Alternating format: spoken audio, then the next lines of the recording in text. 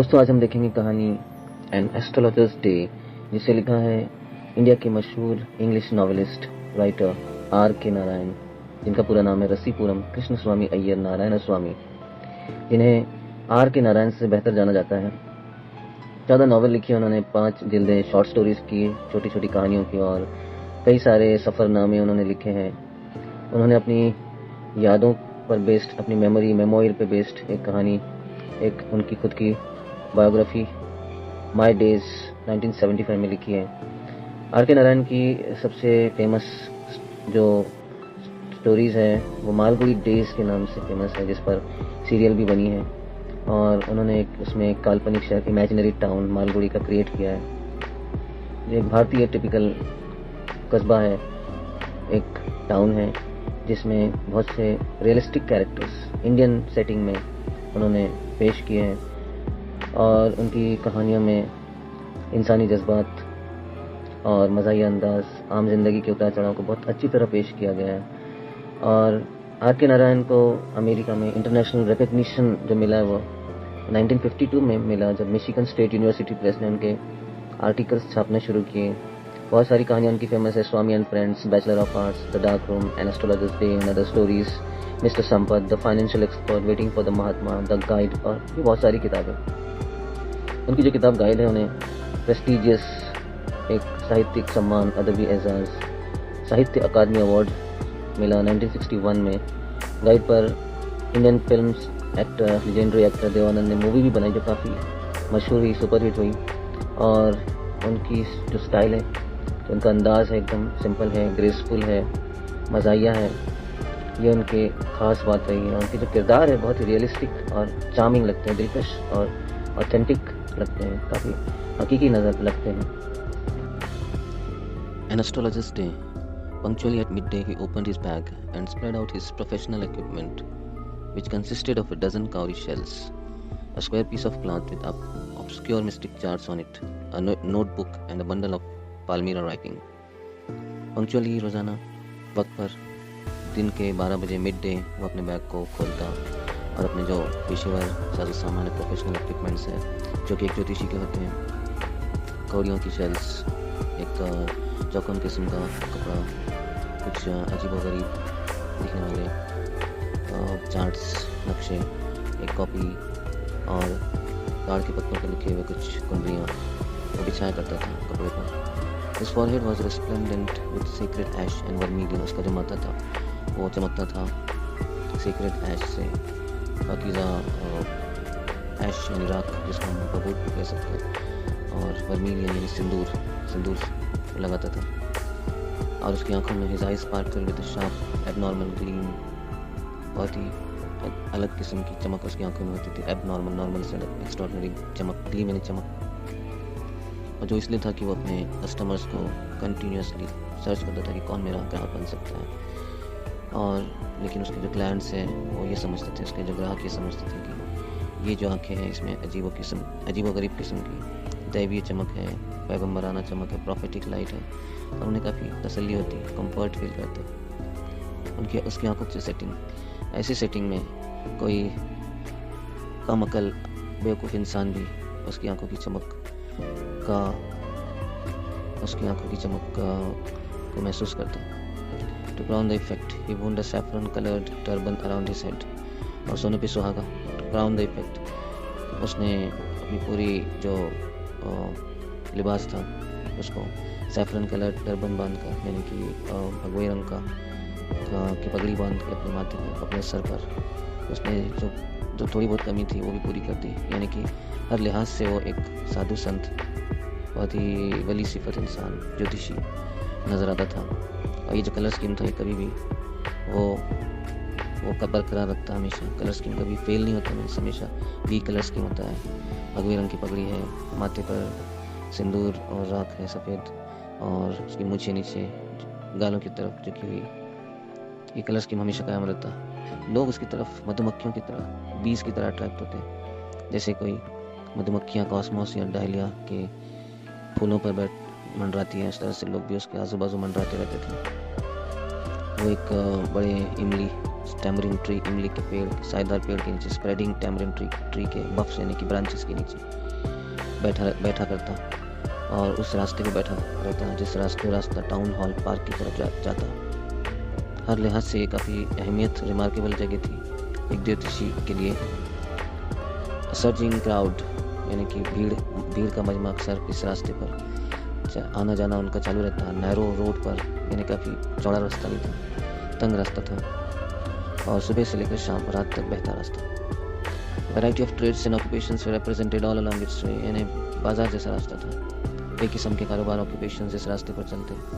दवाइयाँ बेचने वाले हकीम, चोर बाज़ार के सामान, स्टोलन हार्डवेयर और जंक बेचने वाले चोर बाज़ार के सामान, जादू दिखाने वाले मैजिशियंस और अबाउट ऑल इन सब के अलावा सस्ते कपड़ों की नीलामी करने वाले ऑक्शनियर ऑफ चीप क्लॉथ।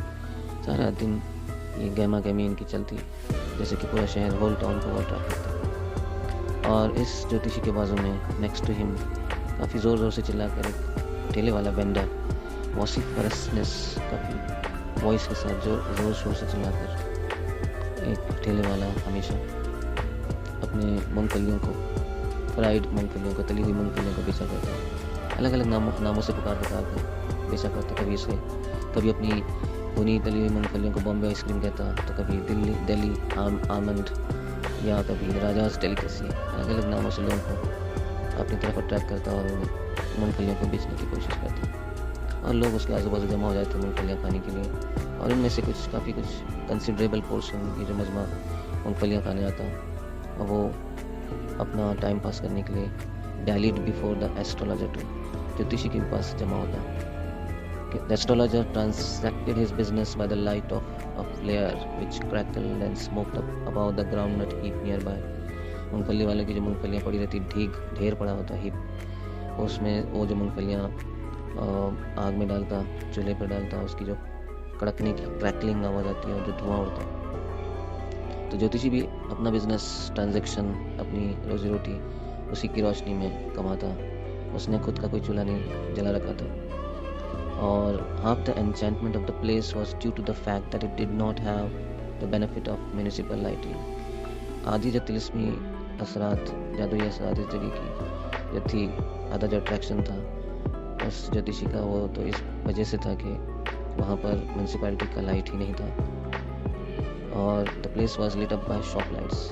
दुकानों की रोशनी में वो अपना गुजारा चलाता, अपनी दुकानदारी चलाता ज्योतिषी। कोई खुद का लाइट नहीं था उसके पास, कंदील नहीं था। 1 or 2 had hissing gas lights। कुछ आजू बाजू की दुकानों में आवाज़ करने वाली कंदीलें, गैस लाइट्स, पुराने ज़माने में पंप मार के जो कंदील जलाई जाती थी उसमें some had naked flares stuck on poles। कुछ तो मशाल जलाकर पोल पर बांध के रखते थे ताकि उसकी रोशनी में रात में अपना कारोबार चला सके। नेकेड फ्लेयर्स यानी कि मशाल की तरह खुली आग। Somewhere lit up by old cycle lamp. पुरानी साइकिल के लैम्प में भी कुछ दुकानदारियाँ चलती रात में। और एक या दो ज्योतिषी की तरह कुछ दुकानदारी ऐसी भी चलती जिनके पास खुद की रोशनी नहीं होती। और ये जो रोशनी का खेल चलता ज्योतिषी के आजू बाजू, bewildering, confusing criss cross of light rays. जब रात होती तो रोशनी की कुछ शुआ इधर से आ रही, कुछ दूसरी दुकानों से आ रही है, कुछ साई इधर से आ रही, कुछ साई उधर से आ रही, मूविंग शैडोज। ज्योतिषी को बहुत सूट करते थे उसकी सेटिंग में, उसका जो माहौल था, एटमॉस्फेयर जो क्रिएट होता था सस्पेंसफुल, उसको काफ़ी सूट करता था। मिस्टिक एटमॉस्फेयर क्रिएट होता था for the simple reason that he had not in the least intended to be an astrologer when he began his life. और ज्योतिषी तो उसने कभी नियत ही नहीं की थी, कभी सोचा भी नहीं था कि वो ज्योतिषी बनेगा जब उसने ज़िंदगी शुरू की। And he knew no more of what was going to happen to others than he knew what was going to happen to himself next minute। अगले मिनट में, नेक्स्ट मिनट में उसके साथ में क्या होने वाला है, हैपन होने वाला है, वो नहीं जानता था। उतना ही जितना कि वो दूसरों के बारे में कुछ भी नहीं जानता था। फिर भी वो ज्योतिषी बन के लोगों के भविष्य के बारे में बोलता था। He was as much a stranger to the stars as well as innocent customers। वो उतना ही सितारों के बारे में अनजान था जितना कि उसके मासूम इनोसेंट ग्राहक होते थे। इन्हें वो ज्योतिषी का धंधा करता है मगर उसे हकीकी मानों में ज्योतिषी का सही इल्म नहीं है, मगर फिर भी वो मासूम ग्राहकों को अपना शिकार बनाता है, या यूँ कहिए कि मासूम ग्राहकों को बेवकूफ़ बनाकर वो उनका भविष्य बताने की कोशिश करता है और इस तरह से अपना गुजारा रोजी रोटी चलाता था। तो यहाँ साफ साफ बताया गया कि ज्योतिषी एक बहुत ही इल्म वाला सही इल्म वाला ज्योतिषी नहीं था, बल्कि वो मजबूरी में बना हुआ ज्योतिषी भी हो गया। Yet he said things which pleased and astonished everyone. इसके बावजूद भी वो ऐसी बातें कहता लोगों से जो लोगों को लुभाती, प्लीज करती है, लुभाती है और लोगों को अचंभित करती है, एस्टोनिश करती, सरप्राइज करती। That was more a matter of study, practice and shrewd guess work. और ये जो कला उसने सीखी है, लोगों की चेहरों को पढ़ना, स्टडी करना, लोगों को रोज़ाना की प्रैक्टिस और बहुत ही तेज़ गैस अंदाजे लगाना, श्रूड बहुत ही सोच समझ के अंदाजे लगाना, इसमें वो माहिर बन चुका था। लोगों को देखकर समझ जाता था कि इस इंसान के बारे में मुझे क्या बोलना चाहिए ताकि वो मुझे सही समझे, अपने भविष्य को सही समझे। All the same, it was as much an honest man's labor as any other, and he deserved the wages he carried home at the end of the day. बहरहाल मेहनत दिन सुबह से शाम तक करता और दूसरे दुकानदारों की तरह वो भी जो रोज़ाना का जो वेजेस था, जो उसका मुआवजा मिलता अपने ग्राहकों से, लोग जो देते उससे इमदाद, वो डिज़र्व करता क्योंकि वो मेहनत भी सुबह से शाम तक करता, रोज़ाना दोपहर से लेकर रात तक करता। He carried home at the end of the day. तो मेहनत तो उसकी थी, भले ही वो सच्चा ज्योतिषी नहीं था, मगर मेहनत वो काफ़ी करता था।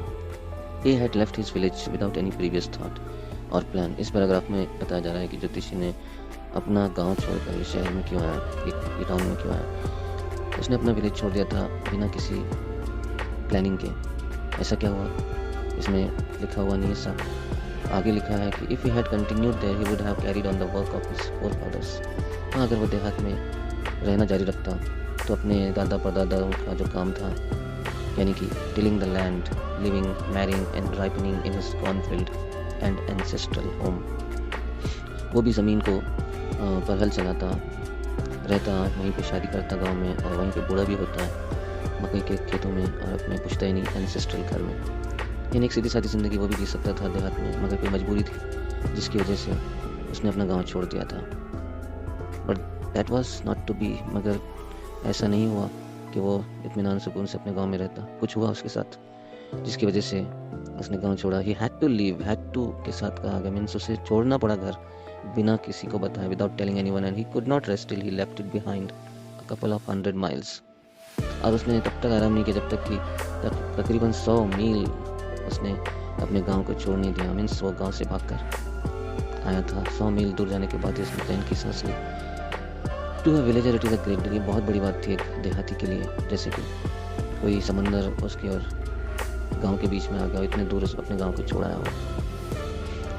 तो इसमें साफ साफ नहीं बताया गया इस पैराग्राफ में कि उसने गांव किस लिए छोड़ा, कौन सी मजबूरी थी, मगर हाँ उसने गांव छोड़ा। अगर वो गांव नहीं छोड़ता तो अपने पुरखों की तरह, फोर फादर्स की तरह ज़मीन को पर हल चलाता, खेती करता, इत्मीनान से शादी करता, उनकी राइपनिंग करना पकना होता है, लेकिन यहाँ पे राइपनिंग का मतलब बूढ़ा होना है, ओल्ड एज तक भी शायद वहीं पहुँचता, मगर कोई मजबूरी थी। नेक्स्ट पैराग्राफ में कहा गया, he had a working analysis of mankind's troubles.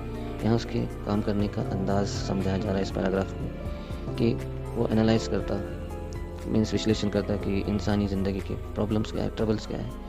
Marriage, money, entangles of human ties, शादी, ब्याह, पैसा, इंसानी रिश्तों के ताने बाने, टेंगल्स का मतलब उलझने, टेंगल्स का मतलब होता है उलझने।